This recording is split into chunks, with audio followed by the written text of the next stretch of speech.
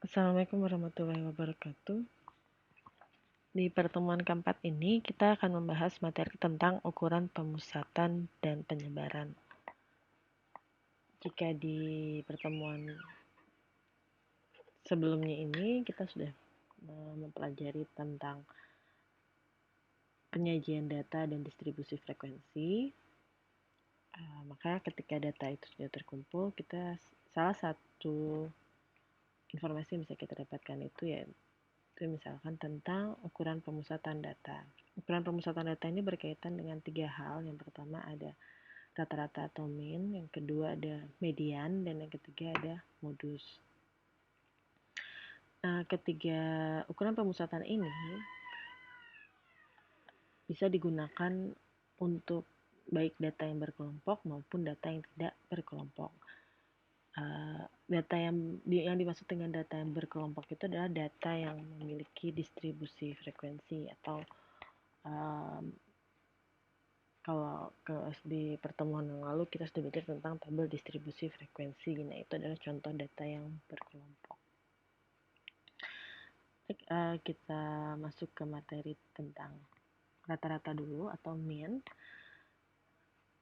Jadi mean itu adalah hasil bagi dari sejumlah skor atau nilai dengan banyaknya responden atau banyaknya data. Jadi mean ini merupakan nilai yang dihasilkan dari pembagian semua nilai yang ada dengan banyaknya responden atau banyaknya data. Nah, kita akan lihat dulu pertama yaitu bagaimana cara kita mencari rata-rata atau mean untuk data yang tidak berkelompok. Untuk data yang tidak berkelompok, ini rumus yang kita gunakan. Di sini kita menggunakan X bar sama dengan sigma I sama dengan 1 sampai N, XI dibagi N. Di mana I ini adalah nilai atau posisi data, mulai dari 1 sampai data ke N. Dan N-nya sendiri merupakan jumlah datanya atau jumlah respondennya. Nah, X sendiri adalah nilai data. Jadi kalau saya punya X ke I, ini berarti adalah nilai data di posisi ke I. Ya, dalam artian di sini kita lihat dari rumusnya bahwa semua data yang ada dari data ke 1 sampai data ke N itu akan kita jumlahkan lalu dibagi dengan jumlah data yang ada. Nah, ini sesuai dengan apa yang dimaksudkan dengan rata-rata atau mean. Kita lihat contoh yang pertama. Di sini ada data nilai statistik kelas A untuk 10 mahasiswa. Datanya mulai dari nilai 75, 67, 100, dan seterusnya sampai 65. Kita akan coba selesaikan soal tersebut. Oke, kalau dari rumusnya berarti kita harus mengetahui nilai X ke 1 sampai nilai ke N. Dan juga N-nya atau jumlah datanya. Dari data yang ada berarti kita punya datanya ada 1, 2, 3, 4, 5, 6, 7, 8, 9, 10. Berarti kita punya N itu sama dengan 10. Lalu kita akan coba untuk kalau ini ada di posisi pertama, berarti ini adalah X ke 1. Ini ada di posisi kedua, berarti ini adalah X ke 2. Ini ada di posisi ketiga, berarti ini X ke 3, dan seterusnya sampai 65 itu adalah X ke 10. Berarti di sini kita punya X bar sama dengan sigma I sama dengan 1 sampai N X ke I dibagi N. Di mana N akan kita gantikan dengan ini 10. I sama dengan 1 sampai 10. X ke I dibagi 10. Nah, ini akan sama dengan sigma tadi berarti kita akan menjumlahkan semua nilai X-nya. X1, XI sama dengan 1, ditambah XI sama dengan 2, berarti X2, ditambah XI ketiga,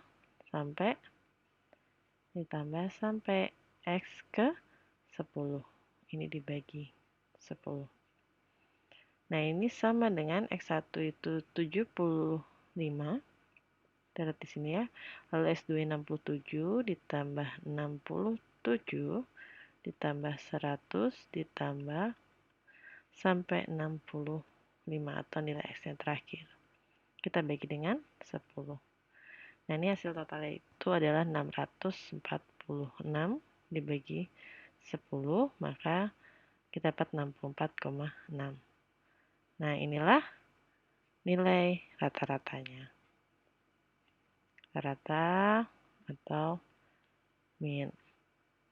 Jadi, dari data ini kita dapatkan X bar-nya adalah 64,6.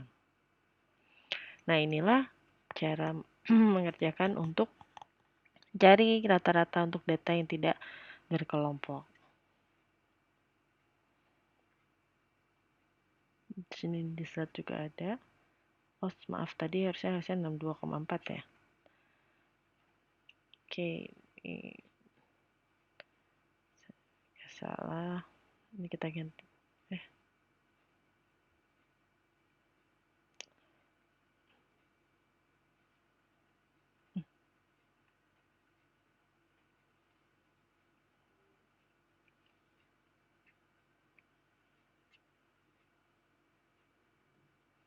62,4.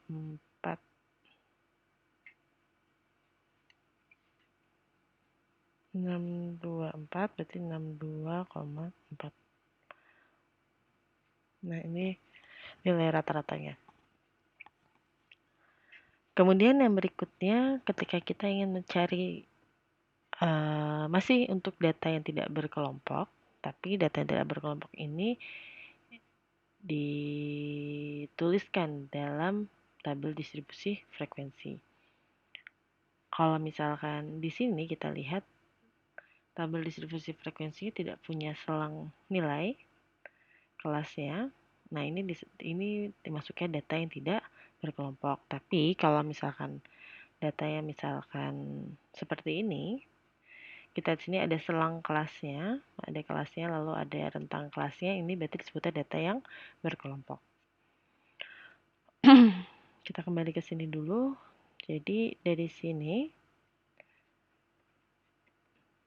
untuk mencari rata-rata ketika datanya tidak berkelompok tapi dalam bentuk tabel distribusi frekuensi, maka kita masih sama konsepnya. Kita tetap menjumlahkan seluruh data yang ada, lalu kita bagi dengan jumlah respondennya atau jumlah seluruh datanya. Nah, kalau dari sini rumusnya adalah X bar sama dengan sigma Fi dikali Xi dibagi Fi. X bar di sini masih sama, yaitu min. Lalu Fi itu adalah frekuensinya. Dan Xi-nya itu adalah nilai datanya. Jadi kalau misalkan di sini kita punya ini sebenarnya sama aja X bar sama dengan sigma Fi dikali Xi dibagi Fi. Jadi sigma Fi ini adalah jumlah sigma Fi kali Xi berarti jumlah semua frekuensi dikalikan dengan datanya. Dibagi jumlah frekuensi yang ada.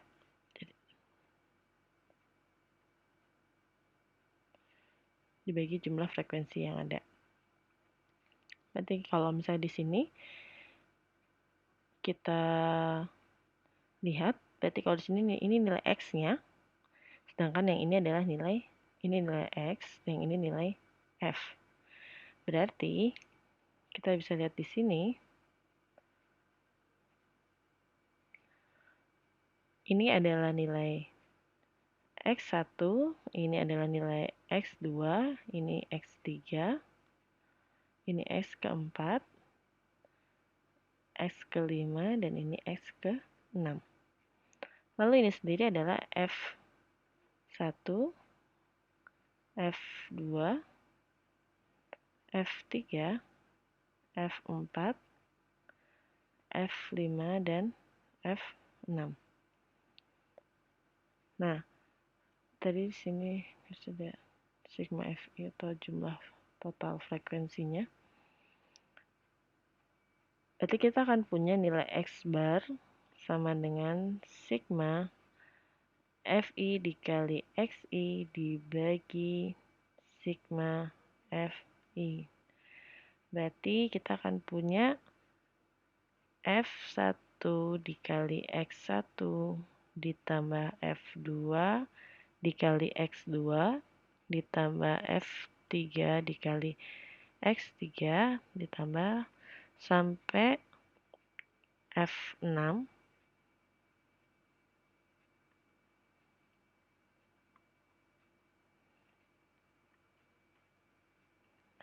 ditambah F6 dikali X6. Kenapa cuma sampai F6? Karena data yang kita punya hanya sampai di posisi ke-6. Kalau misalkan di sini ada tambahan data lagi, berarti ya kita harus tetap tambahkan data itu. Intinya semua data yang ada itu harus kita jumlahkan, lalu kita bagi dengan semua jumlah respondennya. Berarti di sini ada F1, sigma Fi berarti kita punya F1 ditambah F2, tambah F3, tambah F4, tambah F5, tambah F6. Nah, di sini saya punya F1-nya nilainya adalah 2. X1-nya 8. Berarti saya punya 2 kali 8 ditambah 3 kali 6 ditambah 4 kali 4 ditambah 3 kali 5 ditambah 2 kali 7, dan terakhir F6 itu adalah 1, X6-nya 9. Ini dibagi 2 tambah 3 tambah 4 tambah 3 tambah 2 tambah 1. Nah, hasilnya adalah ini 16 tambah 18 tambah 16 tambah 15 tambah 14 tambah 9 bagi 2 tambah 3, 15. Nah, ini hasilnya adalah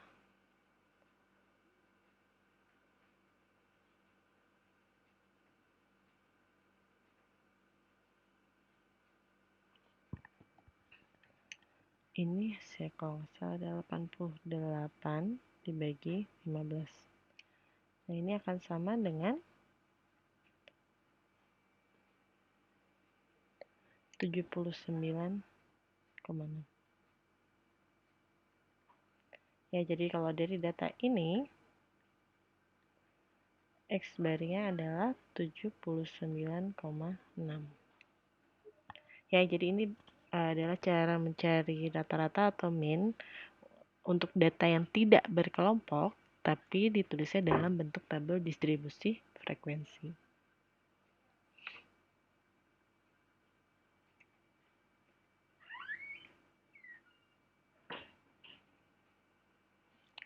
Salah ya, 88 bagi 15. Oh iya, 5,87. 5,87.